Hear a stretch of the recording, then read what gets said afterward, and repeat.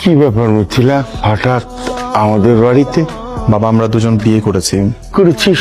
ওকে কখন? আজকেই করেছি। তোমার কোনো আপত্তি নেই তো? মিথিলা, কি ব্যাপার, আদনান তোমাকে বিয়ে করেছে?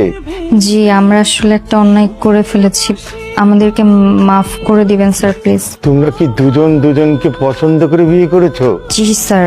এই মেয়ে, তুমি আমাকে স্যার বলছো কেন? আমি তোমার শ্বশুর। আব্বা বলো, আব্বা। চৌধুরী সাহেব, আপনার ছেলের পছন্দ আছে, বলতেই হবে। গাড়িতে ওঠো।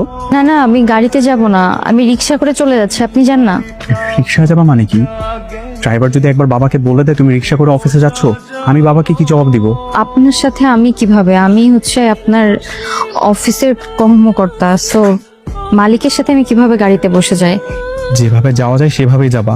তোর না আমার একটা কথা বলাই হয়নি। কি মা? মিথিলার জন্য না একটা ছেলে ঠিক করছি। ছেলের বাবা ডাক্তার আর ছেলে ইঞ্জিনিয়ারিং পাশ করে নতুন কাজে যোগ দিছে, মানে নতুন চাকরি নিছে আর কি। ও আচ্ছা আচ্ছা, ভালো তো। আপনার জন্য নাস্তা নিয়ে আসছি স্যার। তোমাকে আমি কতবার বলছি বাসায় আমাকে স্যার ডাকবে না? কেউ শুনে ফেলে কি হবে? পায়েস রান্না করে বড় স্যারকে সবার আগে দিয়েছি, খুব মজা করে খেয়েছি। আবার স্যার? বাবাকে। হ্যাঁ। হ্যাঁ মা, কেমন আছো? এই তো মা, ভালো আছি। তুই কেমন আছিস? আলহামদুলিল্লাহ ভালো আছি। তোর কাজ কাম কেমন চলছে? ভালো মা। শোনা, কাল বিকালে একবার বাসায় আসিস, জরুরি কাজ আছে, একদম মিস করবি না, ঠিক আছে? দেখো মিথিলা, আমার বাবার অসুস্থতার জন্য তোমাকে আমার বাসায় থেকে বউয়ের অভিনয় করতে হচ্ছে। তবে আমি চাই আর অভিনয় না, সত্যি সত্যি তোমাকে বিয়ে করতে। আসলে এই কয়েকদিনের ব্যবধানে আমি তোমাকে ভালোবেসে ফেলছি। আমি তোমাকে বিয়ে করে আমার বউয়ের স্বীকৃতি দিতে চাই। মিথিলা চলে আসছে, আয় বোনা, তোর জন্য অপেক্ষা করতেছিলাম।